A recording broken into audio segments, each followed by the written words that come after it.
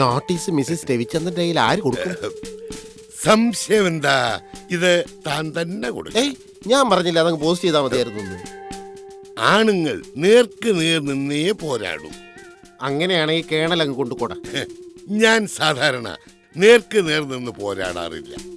യുദ്ധരംഗത്താണെങ്കിലും ഞാൻ ഒളിത്താവളത്തിൽ ഇരുന്നേ ശത്രുവിനെ ബോംബെറിയാറുള്ളൂ. അതുകൊണ്ട് താൻ കൊടുത്താ മതി. അപ്പൊ കൊടുക്കല്ലേ? ഐശ്വര്യമായിട്ട് രണ്ടും കൽപ്പിച്ചങ്ങ് കൊടുക്ക്. ഞാൻ പുറത്ത് നിൽക്കാം. അത് പറ്റില്ല, കേണലും കൂടെ വരണം. ഒരു ധൈര്യത്തിന് വാ.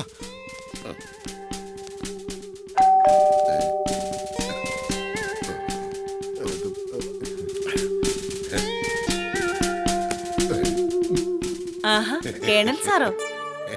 മിസ്സിസ് രവിചന്ദ്രൻ നാട്ടിൽ പോയിട്ട് എന്ന് വന്നു? ഇന്നലെ. അയാൾ എവിടെ? രവിചന്ദ്രൻ വിളിക്കാം. വിളിക്കണ്ട. താനത് കൊടുക്ക. ഇത് വാങ്ങൂ. എന്താ ഇത്? ഒരു ചെറിയ നോട്ടീസ്.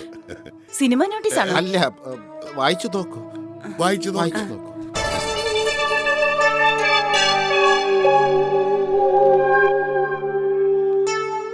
സ്ത്രീ വിമോചന യൂണിയന്റെ സമരകാഹള നോട്ടീസ്. മാഡം, നിങ്ങൾ നിങ്ങളുടെ ഭർത്താവിനെ വാക്കുകൊണ്ടും നോട്ടം കൊണ്ടും വിരട്ടുകയും സ്വന്തം ഭർത്താവാണെന്നുള്ള ധാർമ്മിക ബോധം പോലും ഇല്ലാതെ അയാളെ കയ്യേറ്റം ചെയ്യുകയും ചെയ്തതായി ഞങ്ങൾക്കറിയാൻ കഴിഞ്ഞു.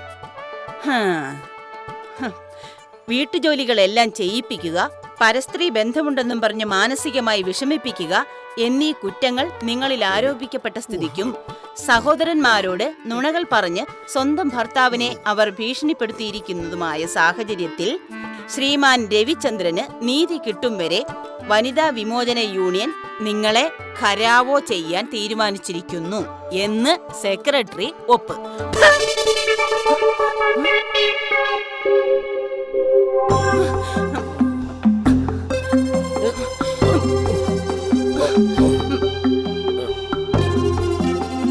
അതെ, എന്താ ഭാരതി ഈ ചിരട്ട റോഡിൽ കമഴ്ത്തിയിട്ട് വരച്ചതുപോലെ ഒരു ശബ്ദം?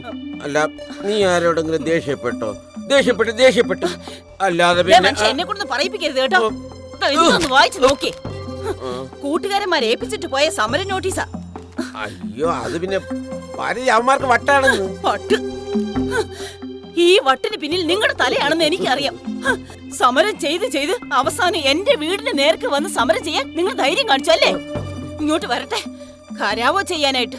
ഈ ഭാരതിയുടെ തനി ഗുണം നിങ്ങൾ കാണാൻ പോന്നേ ഉള്ളൂ. ജീവിതം കോഞ്ഞാട്ടയായി എന്നർത്ഥം.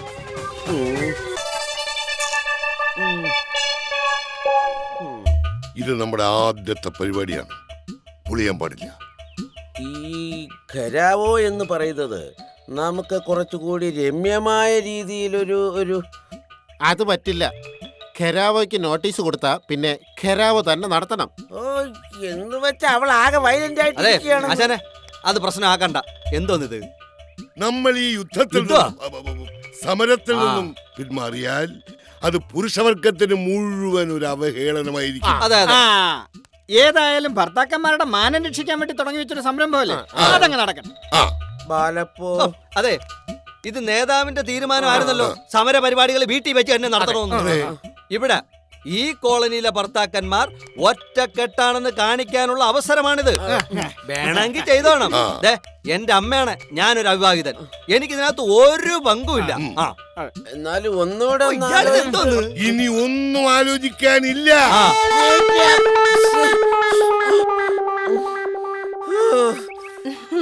കൊള്ളാം. എന്റെ ഭാരതി, നീ ധൈര്യമായിരിക്കേ. ഇവിടെ സ്ത്രീ സംഘടനകൾ ശക്തിപ്പെട്ടു വരുന്നത് കണ്ട് ഹാലിളകി ചെയ്തു പോയതാ കോളനിയിലെ ഈ പുതിയ പുരുഷ സംഘടന. എന്റെ ഭർത്താവ് ഈ കൂട്ടത്തിലുണ്ട്. കുറച്ചു ദിവസമായി എന്റെ ഭർത്താവിനുണ്ട് ഒരു മാറ്റം. പൂച്ചയെ പോലെ ഒതുങ്ങിയിരുന്ന ആൾ 2 ദിവസം കൊണ്ട് പുലിയായി. ഏതായാലും ഭാരതി ഞങ്ങളെ വിവരം അറിയിച്ചത് നന്നായി. ഞാൻ ആ പഴയ കരാട്ടെ ബ്ലാക്ക് ബെൽറ്റാന്ന് അറിഞ്ഞതു മുതൽ ഒന്ന് ദേഷ്യപ്പെട്ട് വഴക്ക് പറഞ്ഞാലും പുള്ളിക്കാരൻ നാടുനീളെ തല്ലിന്നും പറഞ്ഞു നടക്കും. പല തവണ ഞാൻ താക്കീത് ചെയ്തതാ. അവരുടെ മീറ്റിംഗ് ചർച്ചയെല്ലാം ഇവിടെ വെച്ചല്ലായിരുന്നോ? പാർട്ടി മീറ്റിംഗ് ആണെന്നല്ലേ ഞാൻ കരുതിയത്. എന്ത് നാണക്കേടാണെന്ന് നോക്കണേ. കുടുംബത്തിൽ എന്തെങ്കിലും പ്രശ്നം ഉണ്ടായാൽ അത് തോൽക്കത്തില്ല, തെരുവിലേക്ക് വലിച്ചഴിക്കണം. ഭർത്താക്കന്മാർ തോൽക്കത്തില്ല, ദേ, അവര് വന്നെന്ന് തോൽക്കത്തില്ല, തോന്നുന്നു. തോൽക്കത്തില്ല, ആദ്യം ഭാരതി മാത്രം താഴേക്കില്ലേ തോൽക്കത്തില്ല, തോൽക്കത്തില്ല. ശരി. സംശയത്തിൻ കുന്തം കൊണ്ട് സംശയത്തിൻ കുന്തം കൊണ്ട് ഭർത്താവിനെ കുത്തിക്കൊല്ലും ഭർത്താവിനെ കുത്തിക്കൊല്ലും. രാക്ഷസിയല്ലേ ഭാരതി, രാക്ഷസിയല്ലേ ഭാരതി, രാക്ഷസി, രാക്ഷസി, രാക്ഷസി. എങ്ങനെ വിളിക്കില്ലേ? അങ്ങനെ വിളിക്കട്ടെ. സ്വന്തം ഭാര്യയെ അന്യപുരുഷന്മാരെ അധിക്ഷേപിക്കുന്നത് കാണാൻ സന്തോഷമുള്ള ആളല്ലേ നിങ്ങള്? ഇത് വെറും സമരമാണ്. ഒന്നും തോന്നരുത് ശ്രീമതിക്ക്. പഠിച്ചോനെ സുഖറ. എന്താ നിർത്തിയത്? വിളിക്കേ, അടുത്ത മുദ്രാവാക്യം കൂടി വിളിക്കേ.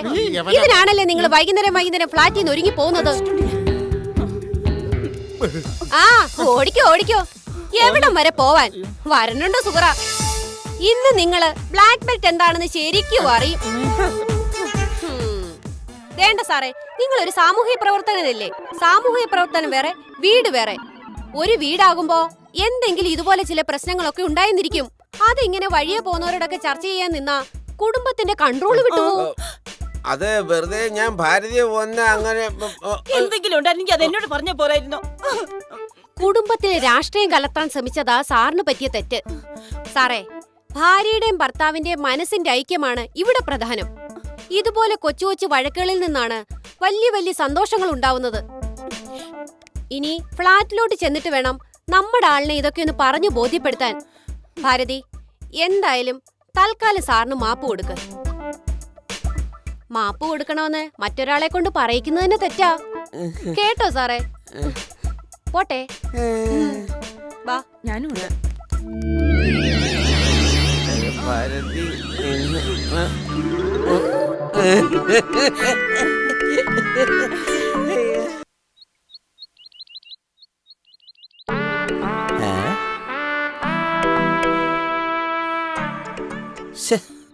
എത്ര എഴുതിയിട്ട് അങ്ങോട്ട് ശരിയാവില്ലല്ലേ?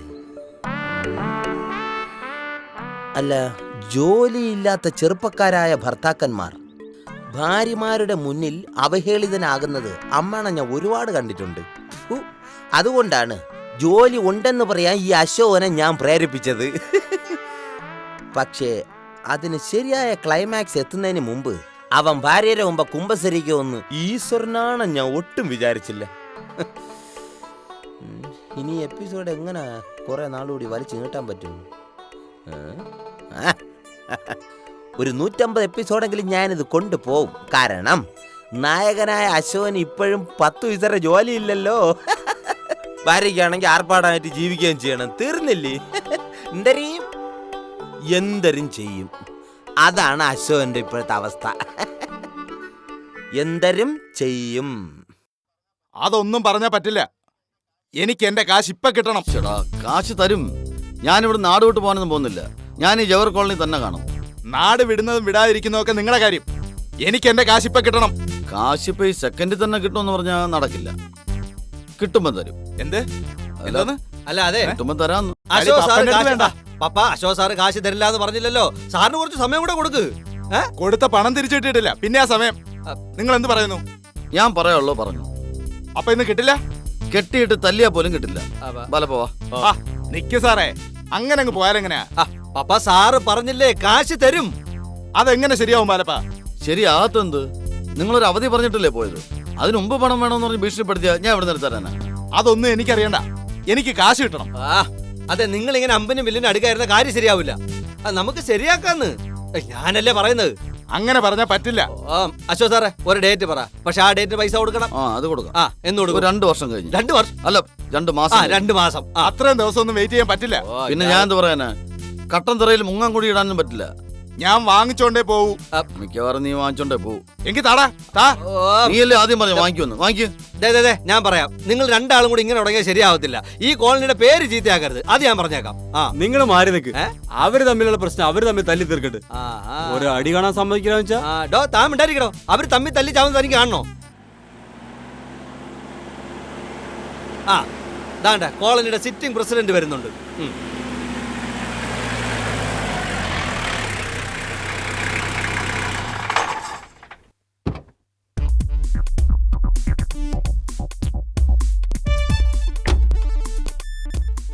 എന്താ ഇവിടെ ആൾക്കൂട്ടം? ഞാൻ 144 പ്രഖ്യാപിക്കണം. എല്ലാരും പിരിഞ്ഞു പോണം. പോണം പോയിണ്ട, പോയിണ്ട. ആ പോ. എന്താ പ്രശ്നം പാലപ്പ? ഒന്നും പറയണ്ട സാറേ. ഒന്നും പറയാതെ എങ്ങനെയാ കാര്യങ്ങൾ അയ്യോ മനസ്സിലാവും? അതല്ല, ഇത് അശോക സാറ്. അശോക സ്തംഭം അല്ല, അശോക സാറ് നമ്മുടെ കോളനിയിലെ പുതിയ.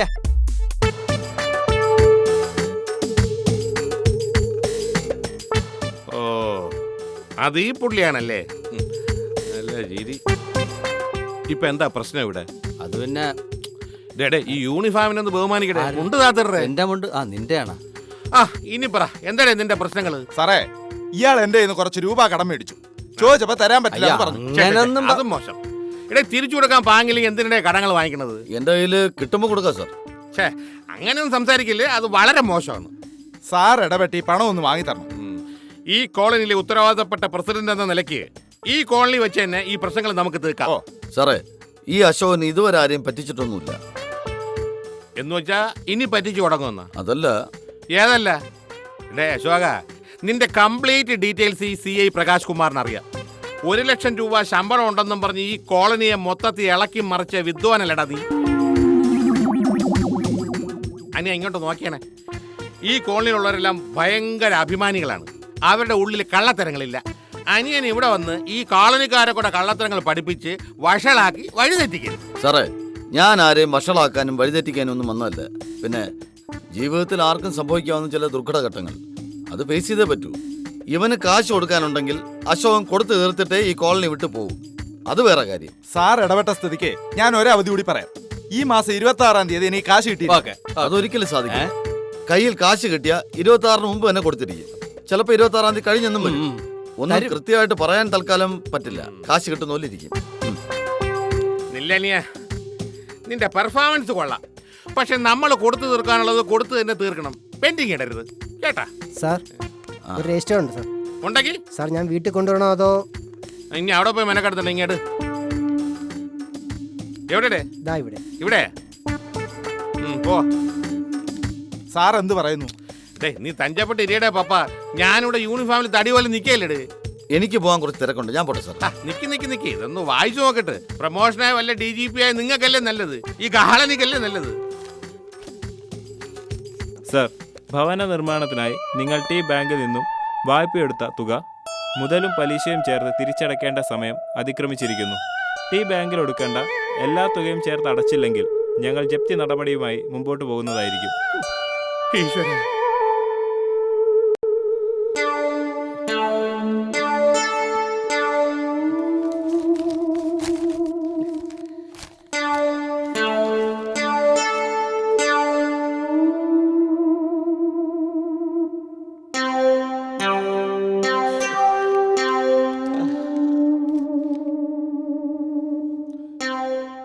സർക്കിൾ ഇൻസ്പെക്ടർക്ക് റിക്കവറി നോട്ടീസ് അയക്കാൻ വേണ്ടി മാത്രം വളർന്നു ആ ബാങ്ക് മാനേജർ.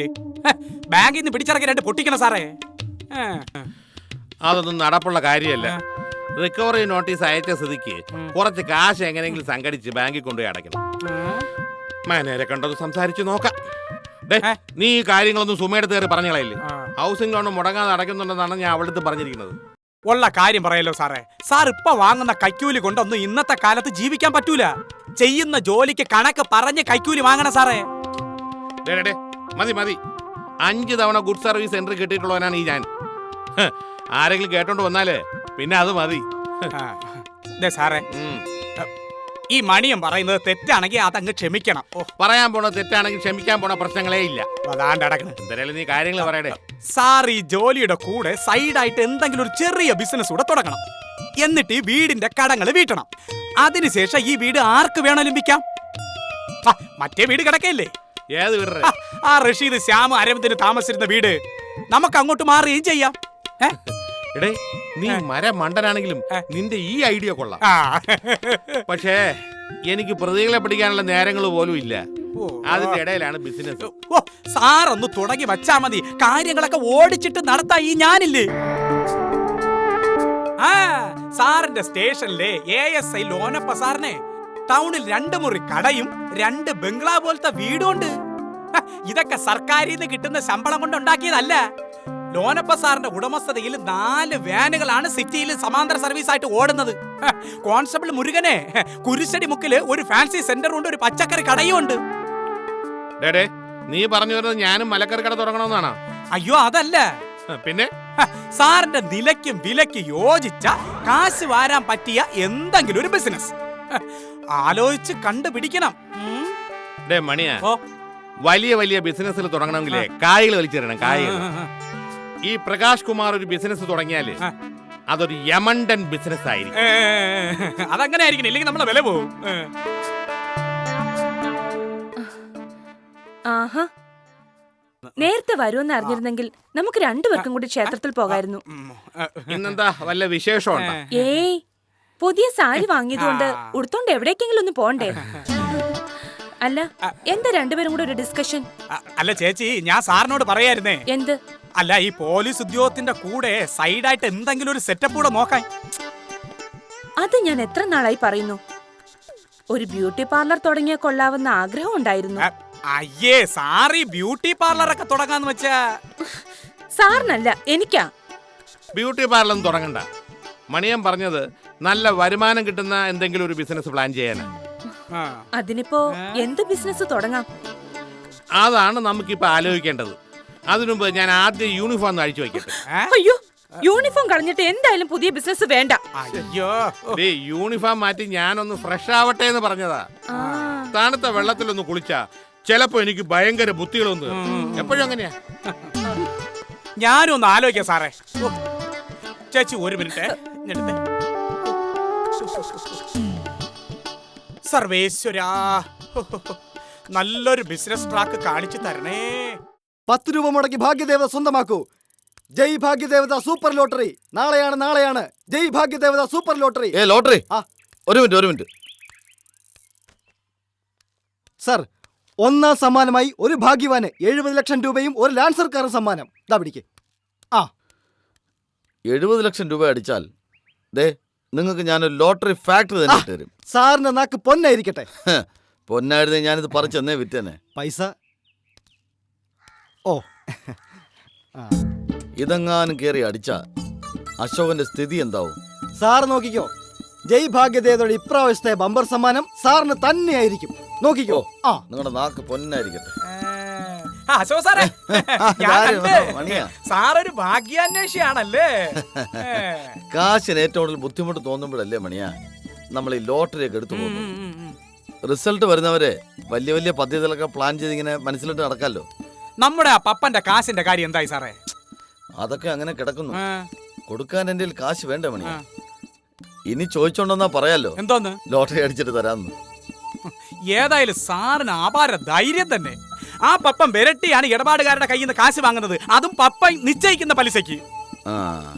അങ്ങനെ വല്ലതും കാണിച്ചോണ്ട് വന്നാ അവന്റെ ഇടപാട് ഞാൻ തീർക്കും. കടുങ്കയൊന്നും വേണ്ട സാറേ. അല്ല സാറേ, ഞാൻ ആലോചിക്കുകയായിരുന്നു. എന്തോന്ന്? സാർ ഇപ്പൊ നേരിട്ട സിറ്റുവേഷൻ ഇവിടെ വേറെ ആർക്കെങ്കിലും ആയിരുന്നെങ്കിലേ, ദാ സാർ ഇപ്പൊ ലോട്ടറി വാങ്ങാൻ വെച്ച കാശെടുത്ത് പുരുടാൻ വാങ്ങി കലക്കി കുടിച്ചാനെ. മണിയാ, എന്ത് പ്രശ്നമാണെങ്കിലും ആദ്യം നമ്മൾ ധൈര്യത്തോടെ ഒന്ന് എതിരിടാൻ പഠിക്കണം. എനിക്കിപ്പോ ഇതൊക്കെ ഒരു ശീലമായി. ഈ ധൈര്യം, ഈ ചങ്കുറപ്പ്, ഈ താടി, ഈ മുടി, ഓ എന്റെ അമ്മോ, എല്ലാം എനിക്കങ്ങ് ഇഷ്ടപ്പെട്ട്. എന്തിന്? അല്ല, ഞാൻ പറഞ്ഞു വന്നത്, ഇത്രയും ധൈര്യമുള്ള സാറിന് എന്തുകൊണ്ടൊരു ബിസിനസ്സിൽ പങ്കാളിയായിക്കൂടാ? എന്ത് ബിസിനസ്? അല്ല, എന്ത് ബിസിനസ് ഒന്നും തീരുമാനിച്ചിട്ടില്ല. പ്രകാശ് കുമാർ സാർ ഒരു സംഭവം തുടങ്ങാൻ പോവുകയാണ്. സാറിനെ കൂടെ ഉൾപ്പെടുത്തുന്നത് നല്ലതായിരിക്കുമെന്ന് എനിക്ക് തോന്നി. കാശ് കിട്ടുന്ന പരിപാടിയാണെങ്കിൽ ഞാനുണ്ട്. പക്ഷേ കക്ഷിക്ക് നമ്മളോടത്ര താല്പര്യം പോരാ. 2 ദിവസം മുമ്പ് എന്നെ ഒന്ന് പേര് തന്നെ. അതെ, കാക്കിയിട്ട സാറ് പുലിയാണ്, അല്ലാത്തപ്പോ വെറും പൂച്ചയാണ് പൂച്ച. ഒരു കാര്യം ചെയ്യാം, എന്തായാലും ഞാൻ പ്രകാശ് സാറിനോട് സംസാരിച്ചു നോക്കാം. ഇത് വല്ലതും ശരിയാവും.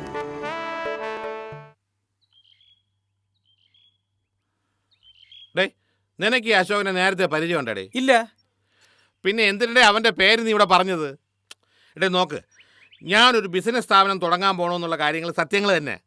പക്ഷേ യവനെപ്പോലുള്ള ഫ്രോഡുകളെ എങ്ങനെ നമ്പി ബിസിനസിന് പങ്കാളികളാക്കൂടെ? സാറേ, 5 പൈസ മുതൽ മുടക്കാൻ പോലും ഇല്ലാത്ത ആളാ അശോകൻ. അയാളെ കൂടെ നിർത്തുന്നതിനോട് എനിക്ക് അശേഷം താല്പര്യമില്ല. പിന്നല്ലാതെ അവൻ അയ്യം കൊള്ളൂല, ചീള് ഗ്യാസ്. അഥവാ ഈ ബിസിനസ് എങ്ങാനും സക്സസ് ആയാൽ ആ മായയുടെ പോസ് ഇതൊന്നും ആയിരിക്കില്ല. ഞാൻ പറഞ്ഞത് വേറൊന്നുമല്ല, കാശിന് വേണ്ടി പരക്കം പാഞ്ഞ് നടക്കുന്ന ഒരാളാണ് ഈ അശോകൻ. അങ്ങനെ ഒരാളെ സഹകരിപ്പിച്ച് കൂടെ നിർത്തിയാൽ നന്നായിരിക്കും. എടാ എന്തോന്നാണ് നീ പറഞ്ഞു വരുന്നത്? സാർ എന്നോടൊരു കാര്യം പറഞ്ഞിട്ടില്ലേ, നേരിട്ട് സാറിന് ഒന്നിലും ഇടപെടാൻ പറ്റില്ല, സുനാമി ആയിട്ട്. എടാ കഴുത സുനാമി അല്ല ബിനാമി. അത് തന്നെ, ബിനാമി ആയിട്ട് ഒരാളെ നിർത്തിയാല് എന്ത് വേണമെങ്കിലും തുടങ്ങാമെന്ന്. എന്നിട്ട് വേണം ഉള്ളതെല്ലാം കൊണ്ട് അയാൾക്ക് മുങ്ങാൻ. ചേച്ചി, ബിസിനസ് തുടങ്ങാൻ പോകുന്നതേ സർക്കിൾ ഇൻസ്പെക്ടർ പ്രകാശ് കുമാറാണ്. പ്രകാശ് സാറിനോട് തറവേല വല്ലത് കാണിച്ച അവന്റെ ജന്മം പാഴല്ലേ? അങ്ങനെയെങ്കിൽ നമുക്ക് അവനെ തന്നെ കൂടെ ബിനാമിയായിട്ട്. അഥവാ ബിസിനസ് പൊളിഞ്ഞാലും അത് അവന്റെ മണ്ടയ്ക്കല്ലേ വരൂ. അത് നേരാ. അതല്ലേ ഞാൻ പറഞ്ഞോണ്ട് വന്നതേ. ഈ ബിസിനസ്സിൽ പബ്ലിക്കുമായിട്ട് ഇടപെടുന്ന കാര്യങ്ങളെല്ലാം നമുക്ക് അശോകനെ ഏൽപ്പിക്കാം. നാളെ ബിസിനസ് പൊളിഞ്ഞാൽ ജനം ആദ്യം അവനെ വേണം തിരക്കിച്ചില്ല. അത് കൊള്ളാം. ഏതായാലും അവന് നമ്മുടെ കൂടെ നിൽക്കാൻ താല്പര്യമുണ്ടോ നീ ഒന്ന് ചോദിച്ചു നോക്ക്. അല്ല, ഒരു ദിവസം സാറിനെ വന്ന് കാണാൻ ഞാൻ പറയാം. നീ ഒന്ന് സംസാരിച്ചു നോക്ക്. അല്ല, തുടങ്ങാൻ പോകുന്ന ബിസിനസ് എന്താണ് ഏതാണ് എന്നതിനെ പറ്റി വല്ല ധാരണയുണ്ടോ? അല്ല, എന്ത് തുടങ്ങാം? എന്താ നിന്റെ മനസ്സിൽ? ഒരു കാറ്ററിംഗ് സർവീസ് തുടങ്ങിയാൽ എന്താ? അത് കൊള്ളാം, പക്ഷേ ആദ്യം എന്തെങ്കിലും ഒന്ന് സിമ്പിൾ ആയിട്ട് തുടങ്ങിയാ പോരെ? അല്ല സാറേ, നാളെ അയാളോട് വന്നിട്ടൊന്ന് ആലോചിച്ചാ പോരെ? ചിലപ്പോ പുതിയ പുതിയ നമ്പറുകൾ അയാളിൽ കാണും. വലിയ നമ്പറുകളൊന്നും വേണ്ട. ഈ പ്രകാശ് കുമാർ ഭയങ്കരനായ ഒരു വ്യക്തിയാണെന്നും പറഞ്ഞ് ഇടയ്ക്കിടയ്ക്ക് നീ അവനൊന്ന് പേടിപ്പിച്ചു. ഞാനേറ്റ്. ഏതായാലും നാളെ അയാളോട് സാറിനെ വന്നൊന്ന് കാണാൻ ഞാൻ പറയാം. അത് തന്നെ. ആദ്യം അവനുമായിട്ട് ഞാനൊന്ന് സംസാരിക്കട്ടെ, എന്നിട്ട് ബാക്കി നീ വാ.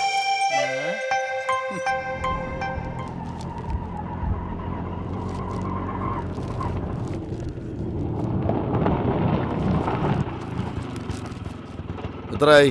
20. അല്ല, ഇതെന്താ ഓട്ടോറിക്ഷയിലാണോ വന്നത്? ഈ ലാൻസറിൽ യാത്ര ചെയ്ത് മടുത്തു. ഒരു ചേഞ്ച് ഒക്കെ വേണ്ടേ? പ്രകാശ് സാറില്ല അത് ഉണ്ട്. യോഗ പ്രാക്ടീസ് ചെയ്യാ.